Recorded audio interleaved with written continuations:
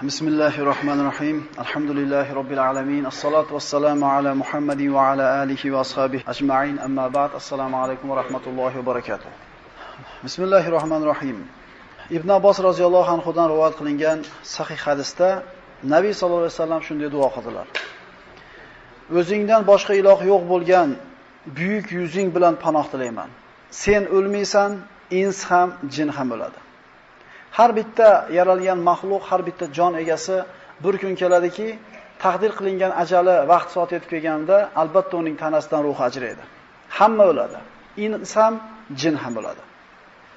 Bu Alloh tomonidan hatm qilingan, hukm qilingan shunday bir ishki, uni hech bir maxluq orqaga oldiga surishlikka hargiz imkoniyati bo'lmaydi.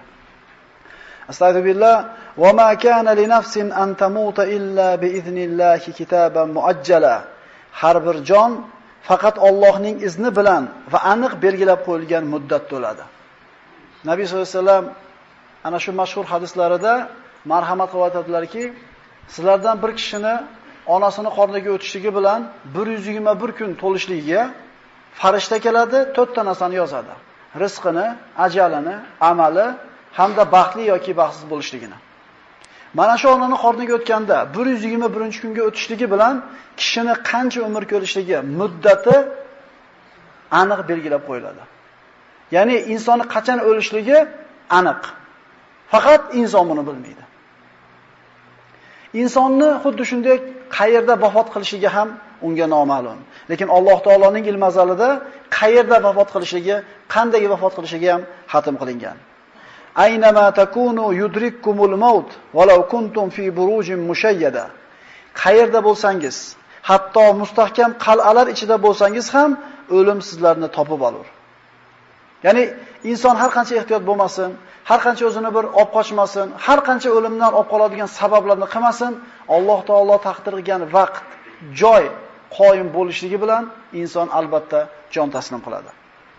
Va likulli ummatin ajal fa idza jaa ajaluhum la yasta'khiruna sa'atan va la yastaqdimun.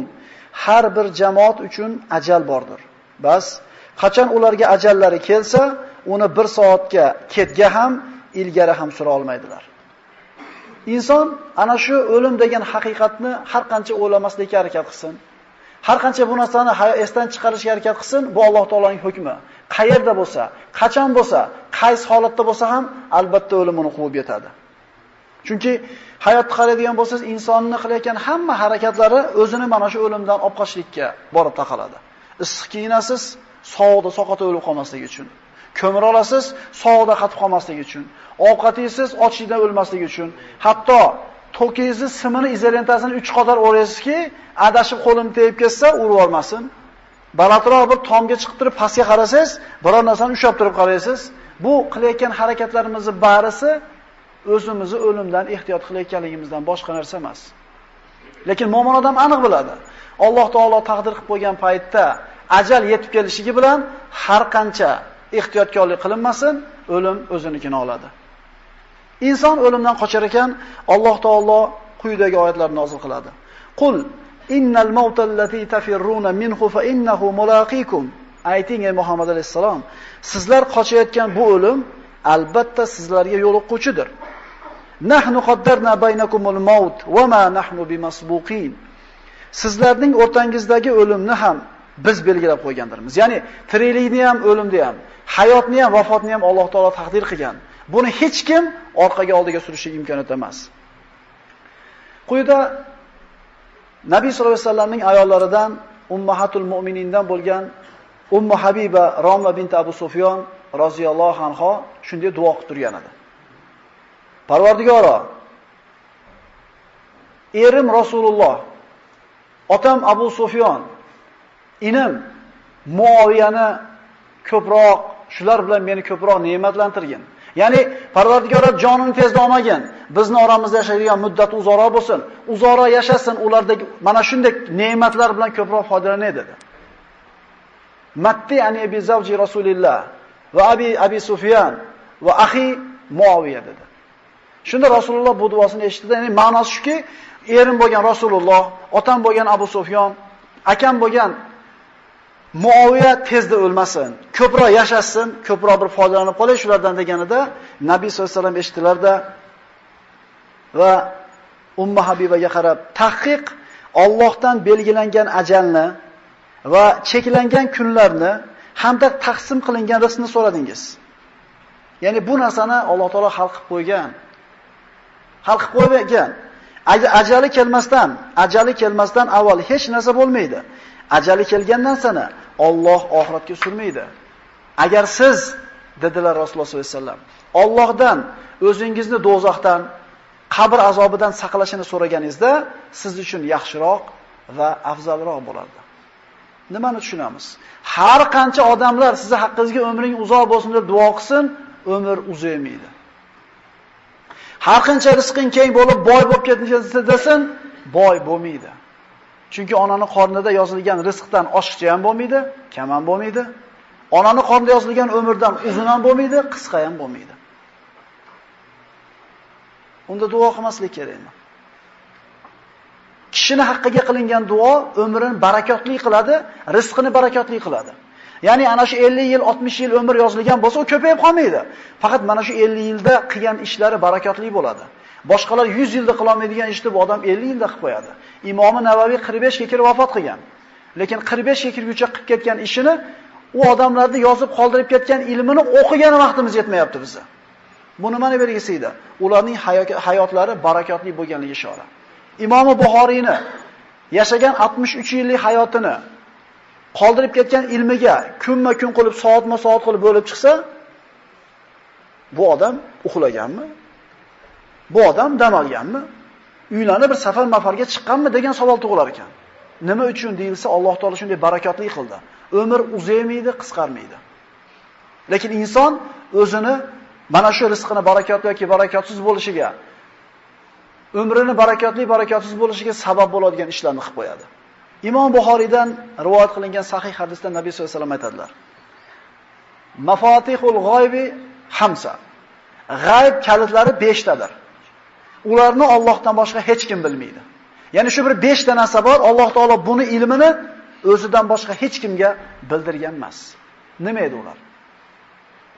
Qiyomat vaqtini, yomg'irni qancha yog'ishligini, ona qornidagi narsani, nafs ertaga nimani kasb qilishini, nafs qaysi joyda o'lishini, bu ilmlarni faqat Alloh taolo o'ziga olib qo'ygan. Goroskop degan balo chiqib qo'ygan. Munajjim bashorati yulduzlar so'zlaydi. Tanisanglar kerak. Mana shu narsani to'g'ri deb e'tiqod qilgan odam, birodarlar, iymonni yangilab olishlik kerak bo'ladi. Chunki g'aybni g'aybda nima borligini, g'aybda nima bo'lishligini faqat Alloh taolo o'zi biladi. Qiyomatda qachon bo'lishini Alloh biladi. Yomg'irni yog'ishini biz aytayotgan prognoz pagoda bor-ku, bu bunga tushmaydi. Doimo to'g'ri chiqavermaydi-yu. Alloh taolo qachon, qayerga, qancha yog'ishini ham o'zi biladi. Onaning qornidagi narsani. Onaning qornidagi narsa 121 kunga o'tganda ruh kirgiziladi, keyin harakatga keladi. U doktorlar ham o'g'il bola, qiz bolaligini ma'lum bir vaqtdan keyin aytib beradi. Lekin Alloh taolo onaning qorniga o'tishligi bilan uni erkak yoki ayolligini ilm azalisida biladi. Hamda nafs nima ish qilishligini ertaga faqat Alloh biladi. Biz u rejani tuzonamiz. Ertaga 12da maga boraman, undan chiqib ma boraman, unday qilaman, bunday qilaman deydi. Lekin kim aytgani bo'ladi? Inshaalloh demasa, birodarlar, Sulaymon alayhisalom bir kechada 1000 ta xotinni aylanib chiqaman. 1000 tasi o'g'il tug'adi, 1000 tasi Alloh yo'lida jihad qiladi dedi, inshaalloh demadi. Muhammad alayhisalom ertaga kelinglar dedi, 3 ta savolga javobni. Inshaalloh demadi. Birodarlar, fala taqulanna li shay'in inni fa'ilun zalika g'ada. Biror ishni qilaman desalar, inshaalloh demasdan qo'ymanglar dedi Alloh taolo. Hamda albatta nafs qayerda va qachon o'lishini bilmaydi. O'zimizning eskilarimizning gapi bor. 40 yil qirongarchilik bo'lsa, beajal chivin o'lmaydi. Bundan kelib chiqadiki, qo'rqoqlik umrni uzaytirib qo'ymaydi. Shijoat, g'ayrat, jasorat umrni qisqartirib qo'ymaydi. Nabiy sollallohu alayhi vasallamdan rivoyat qilingan hadis, Imom Ahmad va Termiziy rivoyatlari, Agar Alloh bir bandani jonini ma'lum bir joyda olishni ixtiyor qilsa, shu bandani o'sha joyda bir hojatini paydo qilib qo'yadi. Ajal quvibdi deymiz. Yo birodar, ajal kutib turuvdi, bu o'zi chiqib bordi. Ajal quvmaydi.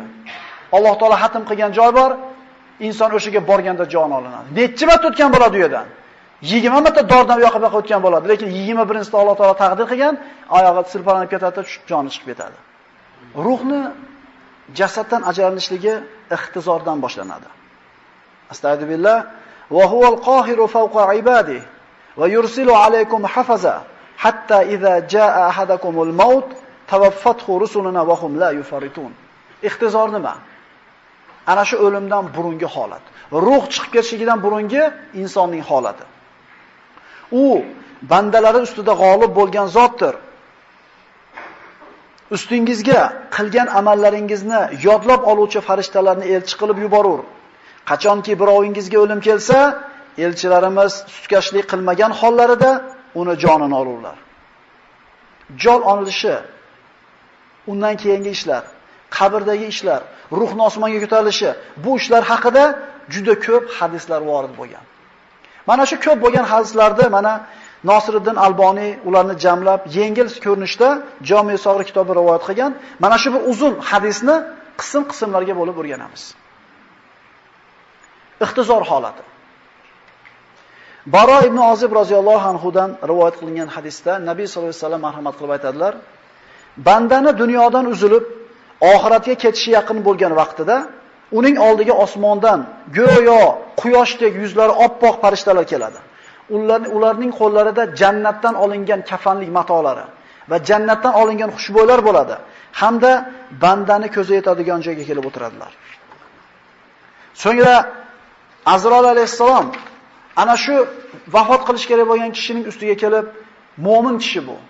Ey pokiza, xotirjam nafs, Allohning mag'firati, rahmati va roziligiga chiq deydi. Ya'ni mana shu jon taslim qiladigan banda hali tanasidan ruhi chiqib ketmasdan turib, ana shu jannatdan chiqib kelgan kafanliklarni olib turgan farishtalarni ko'zi ko'radi. Lekin bu vaqtda tili ishlaydimi? Ustiga Azroil keladi va quyidagi so'zni aytganda Nabiy sollallohu alayhi vasallam mo'min kishini jonini, ruhini tanasidan ajrashligini qanday sifatladi? Xuddi idishdan suv tomchisi ajralgandek osonligi bilan ajrab chiqadi. Idishda suvni shunday quysangiz, uzganingizdan keyin bitta tomchi qoladi. Qanaqa osonlik bilan ajrab ketadi? Mo'minni jasadidan ruhi shunday osonlik bilan ajraydi deydi. U jonni qiyin chiqishligi kofir uchun. Mo'minni Alloh taolo yaxshi ko'radi. Mo'minni yaxshi ko'radi. Uni qiyomatda dahshat bilan cho'chitmaydi. U joni chiqishlik arafasida Alloh taolo ularga farishtalarni yuboradi. Xushxabar berish uchun cho'chimagin. Nabiy sollallohu alayhi vasallam aytdilarki, kim Allohni ko'rishni xohlasa, Alloh ham uni ko'rishni xohlaydi. Kim Allohni ko'rishni xohlamasa, Alloh ham uni ko'rishni xohlamaydi. Shunda sahobalar, "Ya Rasululloh, o'rtada o'lim bor-ku. O'limni yomon ko'ramiz-ku" deganida bunday emas dedi. Mo'min kishini dunyodan chiqib ketadigan soat kelganda unga xushxabar aytgan farishtalar keladi. Shunda unga o'limdan ko'ra yoqimliroq narsa qolmaydi deydi. Shunda u o'limni xohlaydi, o'limni xohlab Allohni xohlaganligi uchun Alloh ham uni ko'rishni xohlaydi deydi. Birodarlar, bu siz bilan biz uchun bashorat. Jonni mashaqqat bilan olishligi kofir uchun, fojir uchun, fosiq uchun. Kofirning joni chiqishi esa quyidagicha bo'ladi. Nabiy sollallohu alayhi vasallam marhamat qiladilar. Kofir banda yoki fojir banda dunyodan uzilib, oxiratga ketish yaqin bo'lgan vaqtda uni oldiga osmondan qattiq, g'aliz, shiddatli va qora yuzli farishtalar ko'rinadi. Ko'zi yetadigan joyda o'tiradi. Ularning oldilarida o'tdan bo'lgan kafanlik bo'ladi. Uning ko'zi yetadigan masofada o'tirganida bu kishining oldiga Azroil keladida, "Ey habis nafs, Allohning qahri va g'azabiga chiq" deydi. Bashoratni oldi bu. Shunda dedi Nabiy sollallohu alayhi vasallam, uning ruhi butun jasadi bo'ylab tarqab qochib ketadi, chiqishlikni xohlamaganligidan go'yo yashiringandek. Shunda tikonli tayoqni ho'l bo'lgan junga aralashtirib turib, sug'urganda sug'urib olgandek, uni ruhini jasadidan shunday sug'ib oladi. uning asablari, tomirlari hammasi uzilib ketadi deydi. Inson qo'liga biroz zarba bilan uradigan bo'lsa, bir kalta bilan ursa, nima uchun og'riydi desa, shu qo'lda ruh bor. Shu qo'lda jon bor. Shol bo'lgan qo'lga ursangiz ham, kessangiz ham hech narsani sezmaydi. Endi ruhning bir qismi bo'lgan joyga tekkan kaltak og'rit tekkan bo'lsa, ruhning bir qismiga tegayotgan kaltak shunchalik mashaqqat berayotgan bo'lsa, endi ruhni to'laligicha ushlab sug'urib olganda qanday holat bo'ladi? Falawla iza balagatil xulqum va antum hayna idin tanzurun va nahnu aqrabu ilayhi minkum walakin la tubsirun. Bas qachon vafot qilayotgan kishining joni halqumiga yetganida, holbuki o'sha vaqtda sizlar qarab turibsizlar va biz unga sizlardan ko'ra yaqinroq bo'lamiz, lekin sizlar buni bilmaysizlar. Ya'ni jon chiqib ketayotgan kishining oldida turgan odamlar buning ichidan o'tayotgan holatini tasavvur qila olmaydi. Alloh taolo aytayapti, yonida turasizlar, lekin uni nimaligini bilmaysizlar. Biz sizlardan ko'ra yaqinroqmiz ularga deydi.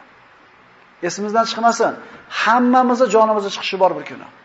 Shunga tayyorgarlik ko'rishimiz kerak bo'ladi.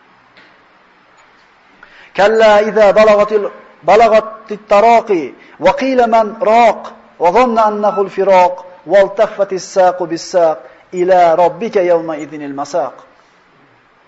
Jon chiqishligi, ruh chiqishligi juda ham mashaqqatli, og'ir narsa. Axir bitta tishingizni ukolsiz sug'urganda nimani his qilishligingizni tasavvur qiling. Inson 72 ta jon tomiri bo'ladigan bo'lsa, bittasini sug'urganda qanday mashaqqat bo'lyapti? Endi mana shu 70 ta ikkitasini teng sug'urganda nimani his qiladi inson? Birodarlar, peshonamizda turib shu narsa. Bir marta tug'ilgan tirik odam borki, bir marta o'lishi bor. Va hech kim o'rtaga tusha olmaydi. Yolg'iz Azroil bilan o'zi turadi. Quyidagi oyatning mazmuni shuki, dar haqiqat jon halqumga yetgan, vafot qilayotgan kimsaning atrofidagilar tomonidan dam solib o'qib qo'yuvchi biron kishi bormi deb qolingan. Jon taslim qilayotgan kimsaning o'zi bu holatni hayotda dunyodan ajralish ekanligini anglagan va jon berish qiyinligidan oyoqqa chalmashib ketgan bir vaqtda ana o'sha kunda yolg'iz Parvardigoringiz huzuriga haydalishingiz bor. Yonida turadi, bitta odam dam solib qo'yamikin deb turadi, lekin tildan qolgan, gapira olmaydi. Jonni taslim qilishi qiyin bo'lganligidan soniga oyoq-oyoqqa ish qilinib chalmashib ketadi oyoqlari bir-biriga. Shu kun peshonamizda turibdi. Hech kim aytib bera olmaydi-da, unday bo'lyapman, bunday bo'lyapman deb. Amr ibn Os roziyallohu anhu ulug' sahobalardan aytar edi. Men o'layotgan kishiga hayronman. Aql hushi tili joyida turib, o'limni qanday bir sifatlab aytib bera olmas ekan der edi. Endi o'zi yoshi ulg'ayib, o'lim soatlari yetgan paytda yonida o'g'li Abdulloh ibn Amr ibn Os bo'ladi. Ota, ha siz sog' paytingizda shunday gapni gapirar edingiz. Mana aqlingiz ham, tilingiz ham turibdi. O'zingiz tasvirlab bermaysizmi o'lim soatlari yaqin bo'lganda? Deganida o'g'lim go'yoki yelkamda dunyoning hamma toshlari, tog'lari ezib turgandek va men ignani teshigidan nafas olayotgandek turibman deydi. Dunyoni hamma tog'i ezib turibdi, ignani teshigidan nafas olyapman deydi. Tasavvur qilgan aqlimiz ojiz. Chunki jon taslim qilishlikdagi azob oxiratda azobi. Albatta bu dunyo azobidan qattiq bo'ladi. Endi mo'min kishining jon taslim qilish qanday bo'ladi? Mo'min o'limi oldidan bashoratni eshitadi. Ulamolar mana shu bashoratni hozir o'qiydiganimiz oyat karimani har bitta mo'min joni chiqishligidan oldin farishtalardan eshitadi deydi. Birodarlar, eshityapmiz tirigimizda. Endi jon taslim qilayotganda ham farishtalarning tilidan eshitlik hammamizga nasib qilgan bo'lsin. Innallazina qalu robbunalloh. Innallazina qalu robbunallohu thumma istaqamu tatanazzalu alayhimul malaika. Tatanazzalu alayhim al-malaika alla takhafu wa la tahzanu va abshiru bil jannati allati kuntum tu'adun. Albatta Parvardigorimiz Alloh deb, so'ngra yolg'iz Allohga ibodat qilishda to'g'ri ustuvor bo'lgan zotlarning oldilariga o'lim paytida farishtalar tushib derlar. Farishta mo'min kishiga aytayapti, o'lim oldidan qo'rqmanglar va g'amgin bo'lmanglar. Sizlarga va'da qilingan jannat xushxabari bilan shodlaninglar. Endi sizga jannat xushxabarini farishta aytib tursa, qanday o'rgingiz kelmaydi? Qanday orqaga qaytishni xohlaysiz? Chunki jannatligingizni aytib turibdi. Jannatda xabarni eshitib qanday chiqis kelmaydi? Qayoqdan chiqib ketyapsiz? Mashaqqatga, mehnatga, og'irlikka, azobga to'lgan dunyodan chiqib ketyapsizmi? U kofir aytadi, "Qala robbirji'un", Parvardigor qaytaringlar deydi. Nimaga? Jahannamning xushxabarini eshitadi-da u. Shuning uchun payg'ambarimiz aytgandek, Allohni ko'rishni xohlagan bandani Alloh ham ko'rishni xohlaydi. Bizlar deydi farishta, hayotda dunyoda ham, oxiratda ham sizlarning do'stlaringizdirmiz.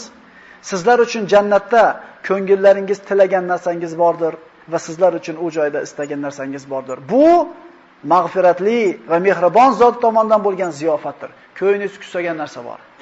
Birodarlar, jannat haqidagi darslarimiz 4-5 dars bo'ladi inshaalloh. Bu yerda beli olib ketish yo'q. Tizzasi olib o'tirishlik yo'q. Isib terlab ketishlik yo'q. Uyga ketish kerak endi degan g'am yo'q. Bu yerda ko'ngil kusagan narsa bor. Uchib ketayotgan qushni ko'ngli kusasa, pishirlik olibga tushadi. Yarmi qo'g'rilgan, yarmi qaynatilgan holda. Yeydi, to'ygandan keyin uchib ketaveradi qush bo'lib. Qutufu hadaniya dedi. Mevani yegis kelsa, xayolida o'tkazib qo'ysa, shoxini shunday yegib keladi, hatto qo'lini cho'zishi ham yo'q u yerda. Ana birodarlar, vatan qayerda? Ana shunday jannat xushxabarini eshitganingizdan keyin qanday o'lgisi kelmaydi mo'min odamni? Farishtalar mo'min kishi qo'rqib ketmasligi uchun uni oldiga kelib, tinchlantirib, mana shu oyatlarni aytib turadi. Alloh taolo hammamizga shu oyatlarni eshitishni nasib qilsin. Kofirning holi qanday bo'ladi? Alloh taolo qayerda mo'minni sifatlasa orqasidan kofirda aytgan. Qayerda jannatda aytsa do'zaxda aytgan. Qayerda do'zaxda aytsa jannatda aytgan. Walau tara id yatawaffal ladina kafarul malaika yadribuna wujuhahum wa adbarahum zuqu azabal hariq wa zuqu azabal hariq zalika bima qaddamat aydikum wa anna Alloha laysa bizallamin lil abid. Bu oyat Badrda qatl qilingan kofirlar haqida nozil bo'lgan. Lekin ulamolar aytadi, har bitta kofir o'layotgan paytda farishtalar unga aytadigan bashorati deyshadi. Kofir nimani eshitadi? Alloh taolo aytadi, agar farishtalar kofir kimsalarning yuz va ketlariga urib jonlarini olayotgan va do'zax azobini totingiz, bunga sabab o'zlaringiz qilgan amallaringizdir. Zero Alloh hargiz bandalariga zulm qiluvchi emasdir, deyotgan paytini ko'rsangiz edi. Ular ham eshitadi, faqat bu bashoratni eshitadi. Ne hasrat, ne nadomatki orqaga qayta olmaydi. Rasululloh sollallohu alayhi vasallam mo'min kishini ruhini chiqishligini har qancha yengil qilib ta'riflab, har qancha bizga bir yengillik, qo'rqib ketmasligimiz uchun shunday bir hadislar aytgani bilan baribir unda mashaqqat bor. Chunki bitta mix kirib ketsa, bitta igna kirib ketsa, bitta tikon kirib ketsa qanday alam chekadi. Endi shu ruhni o'zini sug'urib olganda qanday mehnat mashaqqat bo'ladi. Lekin bir marta totishlik bor bu narsani. O'lim oldida bo'ladigan holatlardan bu sakarat, o'lim masligi. Vajaat sakratul maut. Vajaat sakratul maut bil haqq, zalika ma kunta minhu tahid. Mana o'lim masligi, ya'ni jon chiqar payti haqqa rost yetib keldi. Ey inson, bu o'lim sen qochguvchi bo'lgan narsa edi. Qochyapmizmi? Uxlab qolmaylik deb turib, sho'pirda almashtiryapmizmi? Soqotib qolmaylik deb to'kiramasdan ehtiyot qilyapmizmi? Sen qo'rqib qochayotgan o'lim vaqti endi keldi deydi Alloh taolo. Agar bu o'lim masligidan, sakaratul maut deyiladi, o'lim masligi. Inson nimalardan mas bo'ladi? Inson aroqdan mas bo'ladi. Inson xursandchilikdan mas bo'lib qoladi. Inson qo'rquvdan mas bo'ladi. Inson azobdan, og'riqdan mas bo'ladi. Kofirni jon taslim qilayotgandagi holati qanday bo'ldi? Mo'min kishini jon taslim qilayotgan holati qanday bo'ldi? Wataron nasa sukara wa ma hum bisukara walakinna azaballohi shadid. Odamlarni mast alas holda ko'rasiz. Holbuki ular o'zlari mast emaslar, lekin Allohning azobi qattiqdir. Inson sakaratul maut, o'lim masligiga albatta uchraydi. Agar bu o'lim oldidagi bu azobni qattiqligidan mast bo'lib qolishi bor. Shundan qutulishlikning iloji bo'lganida Nabiy sallallohu alayhi vasallam qutulgan bo'lardi. Lekin shu zotga mana shu o'lim sakarati, o'lim masligi yetdi. Rasulullohni dunyodan uzilishlik soatlari yaqin bo'lganda u zotning oldida idishda suv turar edi. Qo'lini shu suvga tiqib, yuziga surtib turib, la ilaha illalloh, albatta o'limning sakarati, masligi bor deb qo'yar edi. Agar Rasulullohga shu o'limning masligi, sakarati yetgan bo'lsa, siz bilan bizga qanday yetmasin? Oysha onamiz aytadilar, Rasululloh sollallohu alayhi vasallamga hech kimga yetmagan mashaqqat yetgan edi. Abu Bakr Siddiq roziyallohu anhu payg'ambarlardan keyingi eng afzal bo'lgan kishi o'lim soatlari kelib, ixtizor holatda yotganda qizlari Oysha onamiz kiradida quyidagi so'zlarni aytadi. Ya'ni shunday holatda ixtizorda qiynalib yotgan otasini ko'rib turib, kishining yoki yigitning o'lim vaqti kelib, ruhi bo'g'ziga tiqilganidan ko'kragi siqilgan paytda uning moli dunyosi asqatmas. Dunyodan ketar vaqt kelib, ruhi bo'g'ziga kelib tiqilib turganda, nafaslari, yuraklari qisilib turgan paytda topib qo'ygan moli dunyosi asqatmas dedi. Nimalarni qurib yuribmiz? Nimalarni qilib yuribmiz? Shayton bizni shunday oldiyaptiki, ulgiysan deyapti. Ulgiysan deyapti. Lekin kim ayta oladi buni ulgishligini? Shunda Abu Bakr yuzini yopib yotgan holda shunday ochdida o'ziga kelib aytdiki, "Yo'q qizim, unday demang" dedi. Unday demang, balki وَجَاءَتْ سَكْرَةُ الْمَوْتِ بِالْحَقِّ ذَلِكَ مَا كُنْتَ مِنْهُ تَحِيدٌ. Mana shu oyatda ayting. Mana o'limmasligi, ya'ni jon chiqar payti haq rost yetib keldi. Ey inson, bu o'lim sen qochguvchi bo'lgan narsadir. Shunday desiz to'g'ri bo'ladi dedi. Ana shu haq rost yetib keladigan narsa, o'lim kelishigidan oldin Alloh taolo tarbiyali ko'rishni hammamizga nasib qilgan bo'lsin. أقول قولي هذا واستغفر الله لي ولكم. السلام عليكم ورحمة الله وبركاته.